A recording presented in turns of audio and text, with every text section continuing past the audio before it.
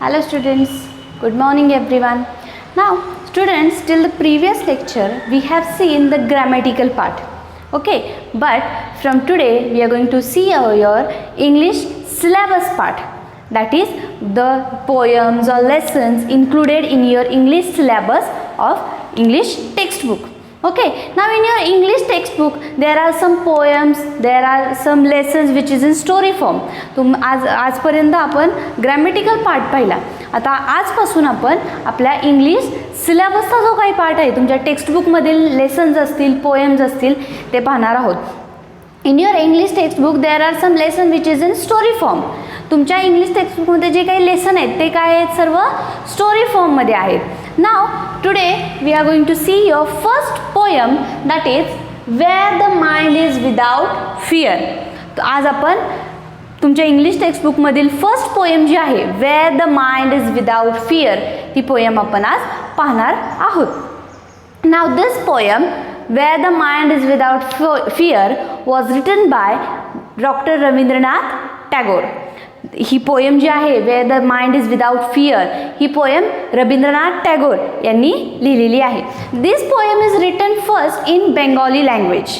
म्हणजे ही जी पोयम आहे ती पहिल्यांदा बेंगॉली लँग्वेजमध्ये लिहिली होती. After that mister Rabindranath Tagore only translated in to the English language. त्यानंतर मिस्टर रवींद्रनाथ टागोर यांनीच ही पोयम इंग्लिशमध्ये ट्रान्सलेट केली अँड आपल्या टेक्स्टबुकमध्ये आली. Then after that means after the translating the poem of Rabindranath Tagore, this Rabindranath Tagore's poem took out from the Gitanjali book. Means Rabindranath Tagore was written one book, Gitanjali. Rabindranath Tagore यांनी जे काही पुस्तक लिहिले त्या पुस्तकाचं नाव आहे गीतांजली. तर त्या गीतांजली या पुस्तकातून ही पोयम आपल्या टेक्स्टबुकमध्ये घेतलेली आहे. Now first I will read the poem. Where the mind is without fear and the head is held high, where knowledge is free, where the world has not been broken up into fragments by narrow domestic walls, where words come out from the depth of truth, where tireless striving stretches its arms towards perfection, where the clear stream of reason has not lost its way into the dreamy desert sand of dead habit, where the mind is led forward by thee into ever winding through an action into that heaven of freedom, my father, let my country awake. Now this poem was written before the India got freedom. म्हणजे आपल्या भारताला स्वातंत्र्य मिळायच्या आधी ही poem लिहिलेली आहे. मग before आवर India got freedom म्हणजे आपल्या भारताला स्वातंत्र्य मिळायच्या आधी काय परिस्थिती होती. India is in British rule. आपली जी काही कंट्री होती ती ब्रिटिश रूलच्या अंडर होती, बरोबर. मग त्यावेळेस Rabindranath Tagore what he was feeling about the country, that he was written in the poem. म्हणजे त्यावेळेस आपल्या भारतामधल्या नागरिकांबद्दल किंवा भारताबद्दल रवींद्रनाथ टागोर यांना काय वाटत होतं ते त्यांनी थोडक्यात या पोयममध्ये, poem with the help of poem, he explain it. Because of this poem mister Rabindranath Tagore got a Nobel prize. He was the first Asian person who got the Nobel prize for the poem. म्हणजे रवींद्रनाथ टागोर हे पहिले Asian व्यक्तिमत्व असं होतं. Asian व्यक्तिमत्व म्हणजे आशिया खंडात राहणारं व्यक्तिमत्व होतं की त्यांना या पोयममुळे नोबेल पारितोषिक मिळालं होतं. Now student, let we start. Where the mind is without fear and the head is held high.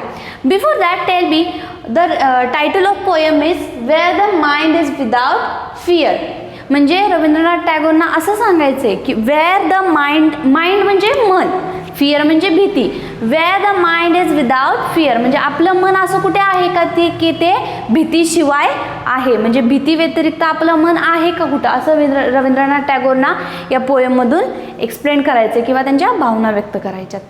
Wear the mind is without fear and the head is held high. where the mind is without fear means where is your mind that is without fear and the head is held high. म्हणजे आपलं मन जे आहे ते कुठेतरी असं आहे का की ते भीती नाही आहे आपल्या मनात कुठली आणि आपलं भीतीशिवाय आपण जगतोय ताठ मानेनं. भीतीशिवाय आपण कुठे ताठ मानेनं जगतो आहोत का? तर त्यावेळेस ब्रिटिश रूल होता त्यामुळे सर्व लोक कशा असायचे अंडर द ब्रिटिशर्स रूल. मग ब्रिटिशर्सच्या रूलमध्ये असल्यामुळे सर्व लोकांच्या मनामध्ये एक भीती होती बरोबर. मग त्यामुळे ते सर्वजण एकदम घाबरून त्या ब्रिटिशर्सना घाबरून अगदी खाली मान घालून चालायचे. अशा प्रकारे रवींद्रनाथ टागोरचं म्हणणं आहे. मग ते बोलतात की आपलं मन किंवा आपण असं कुठे आहे का की ते भीतीशिवाय आपण ताठ मानेनं जगतो आहोत. Where the mind is without fear and the head is held high. ताठ मानेनं आपण जगतोय का भीतीशिवाय. Where knowledge is free. आणि आपण ताठ मानेनं जगून असं आहे का की knowledge means the things we learn म्हणजे आपण अशा गोष्टी शिकतोय का. नॉलेज म्हणजे ज्ञान. असे आपण काही ज्ञान घेतोय का की जे फ्री आहे. म्हणजे आपल्याला असं जे काही ज्ञान घ्यायला मिळतंय का की आपण फ्री ज्ञान असेल किंवा जे आपल्याला ज्ञान मिळतंय ते घेतोय का आपण. Where the world has not been broken up into fragments. Fragments means here cut off pieces म्हणजे छोटे छोटे पीसेस छोटे छोटे तुकडे.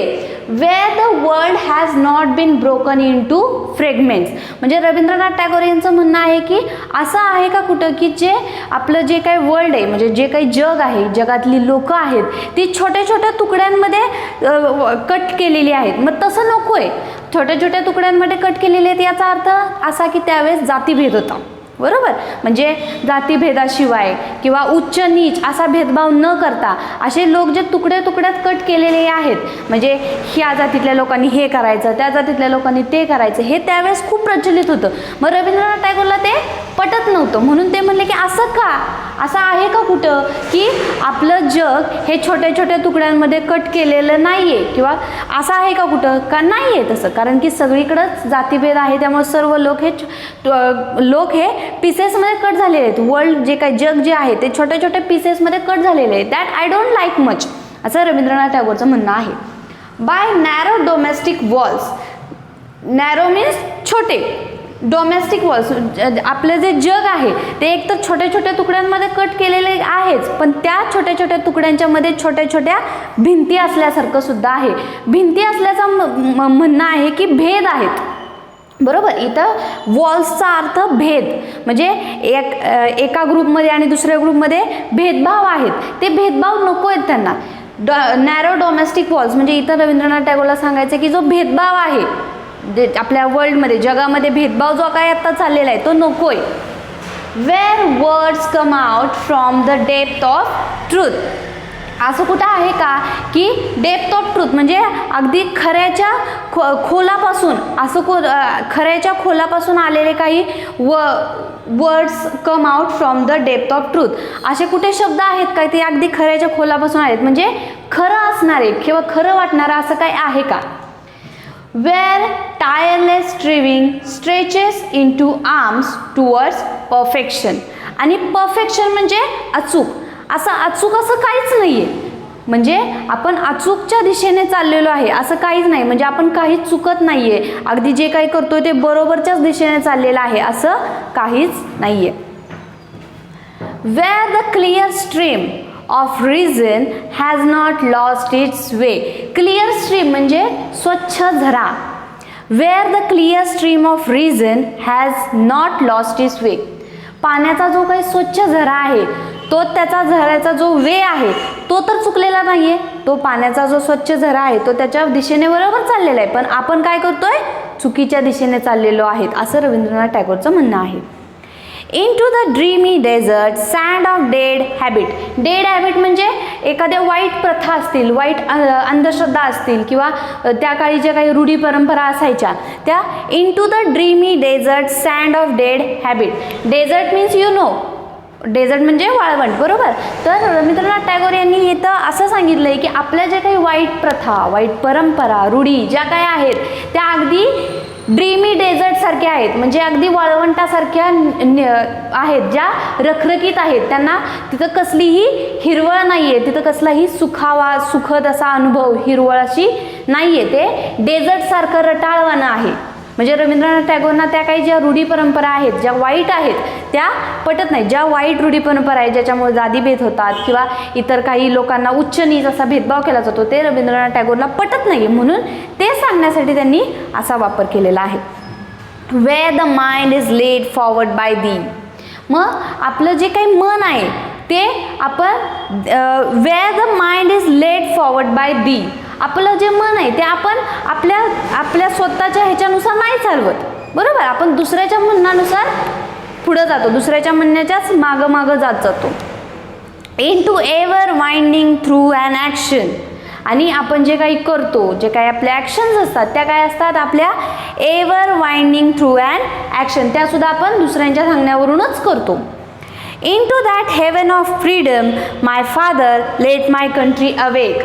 म्हणूनच हे जे काही चाललेलं आहे माझ्या भारतामध्ये, माझ्या कंट्रीमध्ये जे काही चाललेलं आहे की जे लोक स्वतःच्या सांगण्यापेक्षा दुसऱ्यांच्या सांगण्यावरून सगळं करतात, ज्या रूढी वाईट परंपरा आहेत, वाईट रूढी वाईट परंपरा ज्या आहेत, त्यामुळे माझा देश जो आहे तो छोट्या छोट्या तुकड्यांमध्ये कट झालेला आहे आणि त्याच्यामध्ये भिंती निर्माण झालेल्या आहेत, त्या नको आहेत मला. म्हणूनच into that heaven of freedom, heaven म्हणजे स्वर्ग, मला स्वतंत्रतेचा स्वर्ग हवा आहे. फ्रीडम म्हणजे स्वतंत्र, मला स्वतंत्रतेचा स्वर्ग हवा आहे. My father let my country awake. My father म्हणजे इथं त्यांनी गॉडला, देवाला प्रार्थना केली आहे की मला स्वतंत्रतेचा स्वर्ग हवा आहे. लेट माय कंट्री अवेक, आणि माझ्या देशाला अवेक म्हणजे जागी होऊ देत, माझ्या देशाला जागं कर. हे जे काही वाईट रूढी परंपरा ज्या आहेत, जे वाईट रूढी परंपरांच्या दिशेने लोक चाललेले आहेत आणि त्याच मानून पुढं जात आहेत, त्यापासून माझ्या देशाला जागं कर, असं रवींद्रनाथ टागोर यांनी या पोयममधून सांगितले आहे. You have to do homework, that is you have to solve the English workshop of this poem, and whatever the English words you think that is difficult for you, that write down in your notebook with the Marathi and English meaning with the help of dictionary. म्हणजे तुम्ही डिक्शनरीचा use करून या पोएममधील जे words तुम्हाला difficult वाटत आहेत ते difficult words English आणि मराठी दोन्ही मिनिंगमध्ये नोटबुकमध्ये लिहायचे आहेत. And you have to solve the English workshop as a homework. Thank you.